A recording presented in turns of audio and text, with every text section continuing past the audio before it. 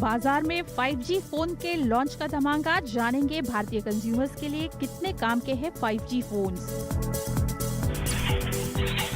Take review में जानेंगे कीमत पर कितना खरा उतरेगा ओप्पो का Reno 3 Pro। और नजर बजट सेगमेंट के बढ़िया कैमरा फोन्स पर। हेलो बॉयज एंड गर्ल्स, मैं हूं शिवानी घरत। 5G का हाइप धीरे धीरे मटीरियलाइज होना शुरू हो गया है। अभी दो चाइनीज मेकर्स ने हाल फिलहाल में इनफैक्ट हमारे देश में 5G फोन्स लॉन्च किए हैं। रियलमी और आईकू, इन दोनों कंपनीज ने 5G फोन लॉन्च किए हैं और आने वाले दिनों में सैमसंग, शाओमी या फिर वन प्लस जैसी कंपनियों से 5G फोन लॉन्च होने की उम्मीद है। लेकिन हाँ, खासकर हमारे देश में नेटवर्क की अगर हम बात करें तो नेटवर्क 5G नेटवर्क का ऑक्शन भी नहीं हुआ है और इस नेटवर्क को एस्टैब्लिश करने में अभी भी वक्त लगेगा। तो ऐसे सिचुएशन में क्या आपको एज एन एंड यूजर एक 5G फोन खरीदना चाहिए या नहीं खरीदना चाहिए, ये मैं आज आपको बताने वाली हूं।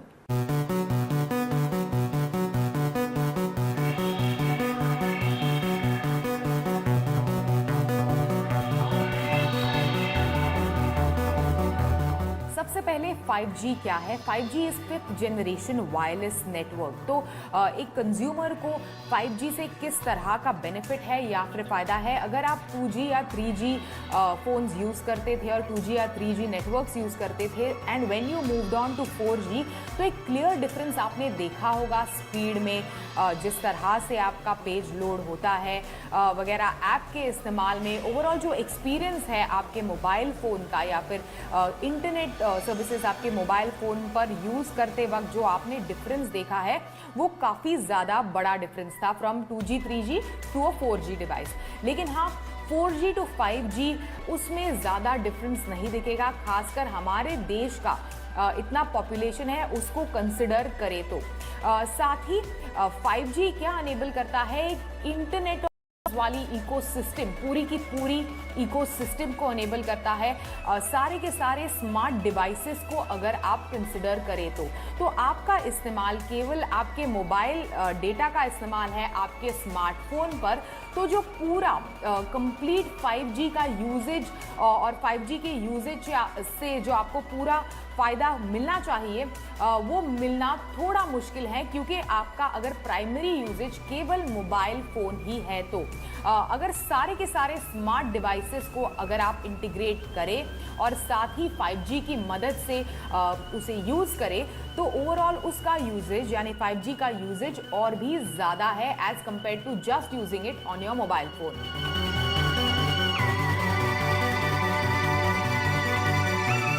अभी 5G इन इंडिया के बारे में बात करते हैं तो फिलहाल एंड फरवरी में दो स्मार्टफोन मेकर्स रियलमी और आईकू, इन दोनों कंपनीज ने अपने 5G फोन्स इनफैक्ट हमारे देश में पहली बार इंट्रोड्यूस किए हैं। लेकिन जैसे मैंने पहले कहा कि हमारे देश में अभी तक 5G का ऑप्शन हुआ नहीं है और कर्ज में डूबे हमारे मोबाइल फ़ोन कैरियर्स के पास इतने ज़्यादा पैसे नहीं है, क्योंकि 5G खरीदना, 5G स्पेक्ट्रम खरीदना काफ़ी महंगा है इन ऑपरेटर्स के लिए। तो पता नहीं कब ये स्पेक्ट्रम के ऑप्शंस होंगे और 5G इवेंचुअली देश भर में एस्टैब्लिश होगा। इनफैक्ट एक हाल फिलहाल में लॉन्च हुई रिपोर्ट के मुताबिक 2023 तक हमारे देश में यानी पूरे के पूरे देश में केवल 5% यूजर्स 5G का इस्तेमाल कर रहे होंगे।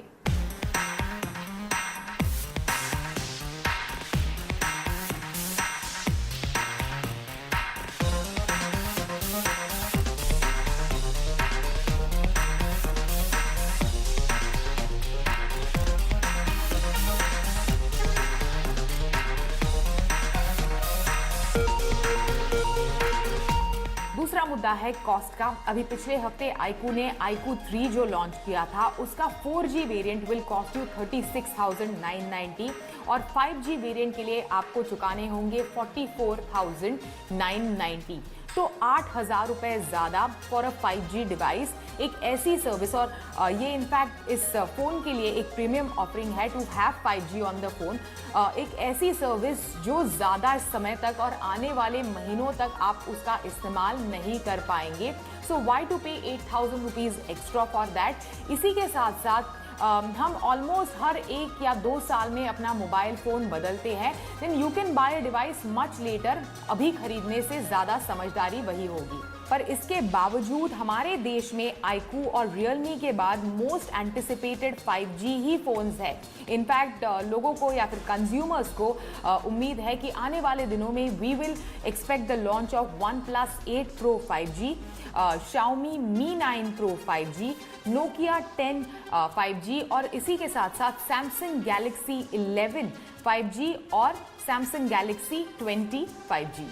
पर इसके बावजूद जाते जाते as a tech show iQOO और Realme के बाद कौन से ऐसे 5G फोन्स हैं जिनसे लोगों की उम्मीदें जुड़ी है।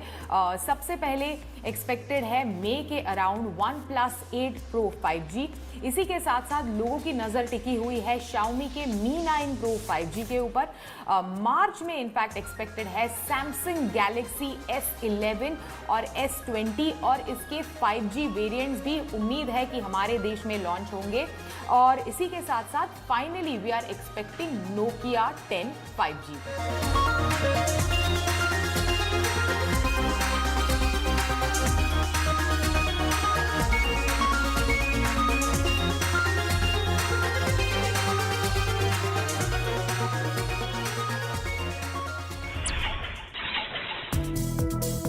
टेक गुरु में वक्त हुआ एक छोटे से ब्रेक का। आगे देखेंगे ओप्पो के Reno 3 Pro का डिटेल टेक रिव्यू।